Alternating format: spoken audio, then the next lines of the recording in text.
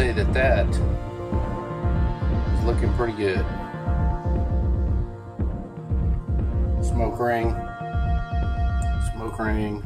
we're rocking. Hello gentlemen and beautiful ladies. Alright guys, cooking a brisket this morning. It's going to be an all-day affair. It's about a 10-pound brisket, beef. Can't get any better than that. We're just going to slow cook it at about 200 to 250, wherever I can get that heat, and then just adjust my time accordingly. What are we seasoning it with? Right there, steak seasoning and zombie. Now a lot of guys like to put a whole bunch of rubs all over their beef, you know, beef briskets, if we use a bunch of brown sugar. I kind of think that's sacrilegious. I mean, you don't need a T-bone with sugar on it, do you? I mean, that's for cookies and cakes and stuff like that. I am not a sugar head. If I go out to eat a steak dinner and they ask me for dessert, I'm like, bring me beef kebabs. Yeah, I like meat. So that's what we're doing. We're going to have a brisket. Hopefully it'll come out okay. And that's the seasoning. So let's get this done. One thing when I'm cooking a brisket, what I like to cook, see how that brisket's one big flat plane? Doesn't have a big old knob on one end. I mean, I don't mind doing the big knob because that's where all the fat is. It tastes good. But the end down here usually is pretty thin and it gets a little dried out. Now I'm not the guy, I really don't like wrapping my stuff in aluminum foil. It's just me, you know. It makes a damn good brisket when you do it. But for some reason I got this traditional thing in my head that you just don't wrap them in tin foil. So if I can keep my temperature down, I should be good. Now one thing with this brisket, there's not an overabundance of fat on it. I like the fat, but if there's a whole lot of fat, I might trim this section here, take some of it off, throw in some beans. But I'm not going to do any of that today. I'm just going to season it and cook it fat side up. Alright, let's get messy. Probably should have seasoned the other side. Of course, my steak seasoning. Always running out of that.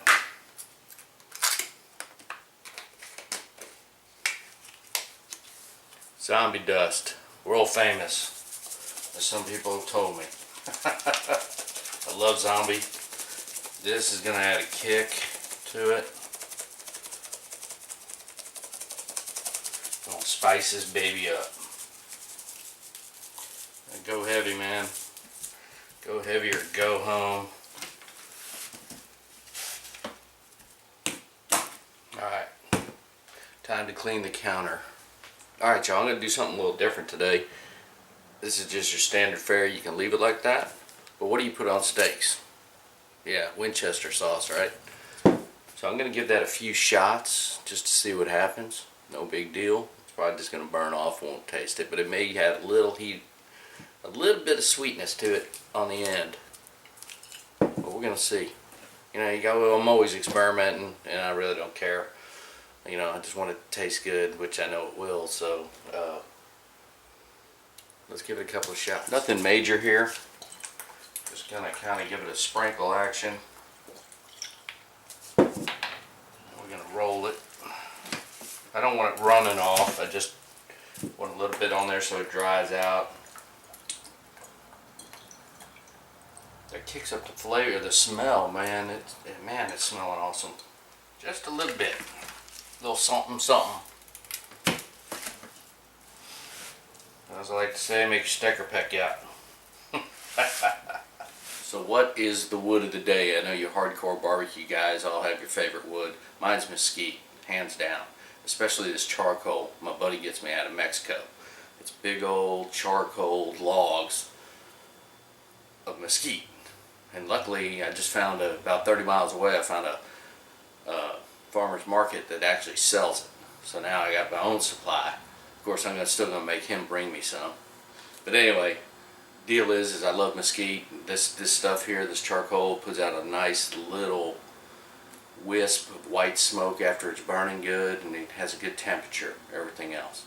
I usually use oak. I'll use whatever I got, but the oak is usually real heavy on the smoke and a lot of people don't like that. But I can eat anything that says barbecue. I'm on it, smoky or not, super smoky, whatever, I don't care. So as soon as my fire's ready, I've already started it. We're going to go lay this on there and then the countdown begins. It's a 10-pound beef brisket. I'm figuring probably about 12 hours, depending on the heat. You can see what this mesquite's doing. See that little wisp of white smoke? And man, that smells good. And this is the stuff I'm using.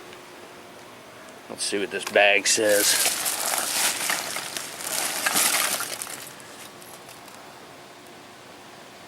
I got a few more bags in there. It's a different name, but they all come in this gray burlap kind of looking bag, some type of nylon. But man, I love this stuff. Just a haze of smoke, nothing major. And so it doesn't get too smoky, but it puts a real good ring in it.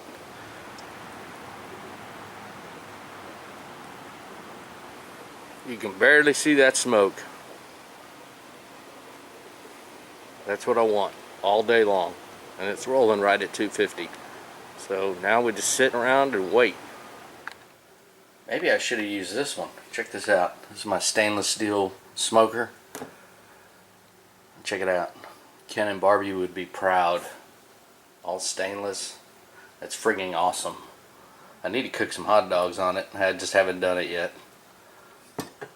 Maybe I'll get some of that charcoal out today and we'll cook one of these jalapeno poppers in it. Get it all messy. But it looks so good like that, I don't really want to mess it up.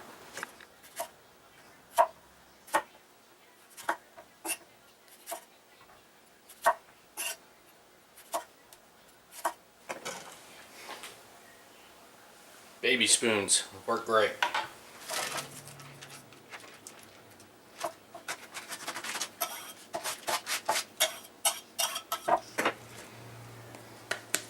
This is so easy.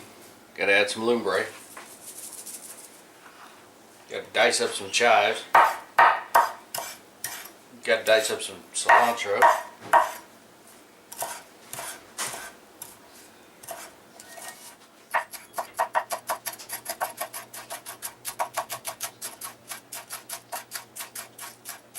And dice up a little bit of chicken. Using meat. Always add a little salt.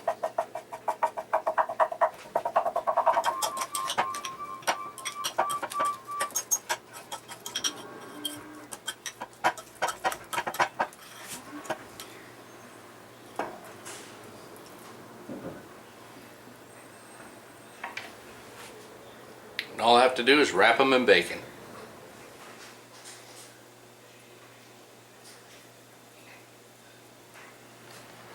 Well, we're at the 4-hour mark. Let's take a look.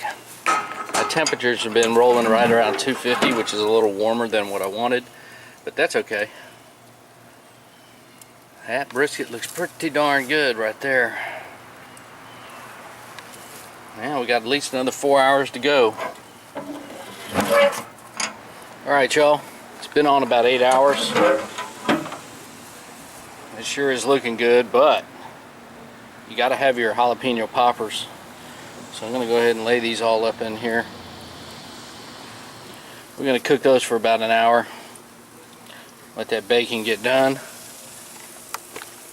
And I'm going to take a stab on this brisket. It's got the jiggle to it.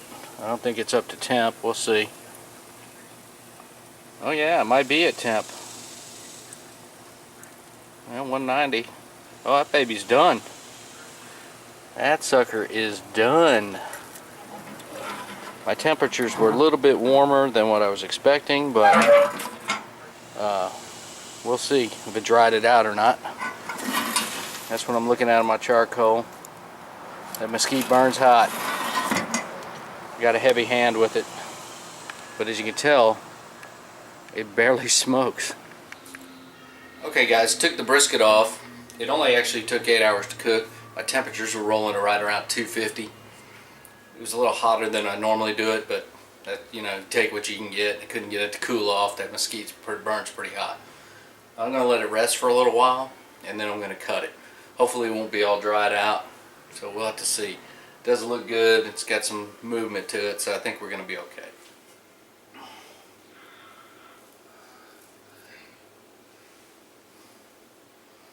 I think it's going to have a smoke ring. I'd have to say that these poppers are pretty legit right there. Smell coming off them's great. They're not overcooked, not burnt. Yeah. Alright, let's cut up this brisket, see what we got inside, see if I ruined it. Like I said, my heat was a little hotter than normal, so I'm kind of worried, but we'll see. I know this side up here, it's been resting for a while now.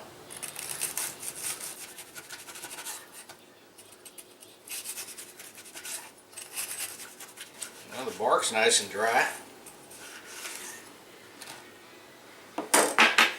Got a smoke ring, nice smoke ring. This is the thin end down here, so that's why it broke, but that looks pretty legit. Let's do that taste test. Oh.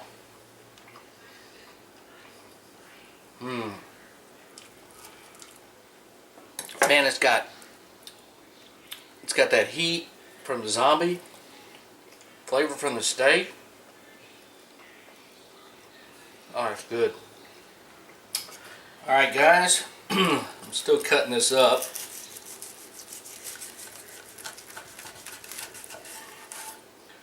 Let me show you. That looks pretty legit to me. Let's see if we can get it to turn.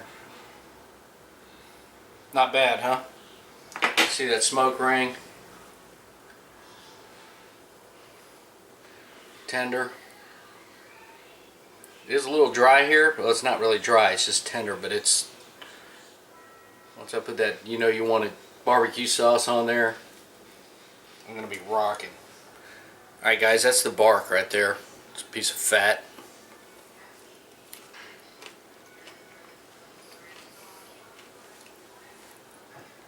Closest I can tell you that's gonna taste like is beef jerky. That zombie dust kicks in, you got a lot of flavor, a lot of spice hit, and then you got the steak seasoning. So it's got a real good spicy kick. It's not all sweet. Oh, it's good. Barbecue's legit. What can I tell you? Got plenty of juice coming out of it.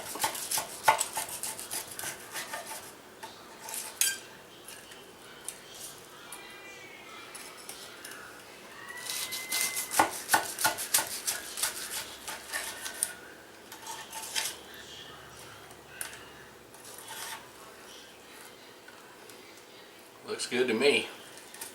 Alright, let's try one of these jalapeno poppers. Oh yeah.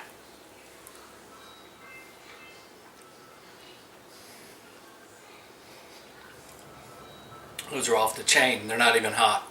They got a spicy kick, but so does that brisket. That zombie dust. Like I said, that bark tasted almost like beef jerky. So if you like beef jerky, that's the mix. You see all the fat and everything, smoke ring.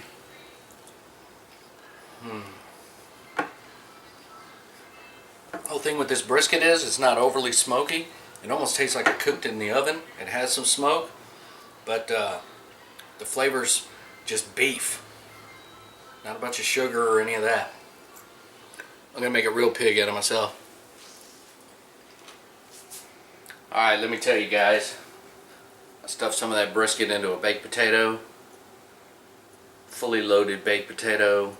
Some homemade bread. I got my jalapeno. Doesn't get much better than that.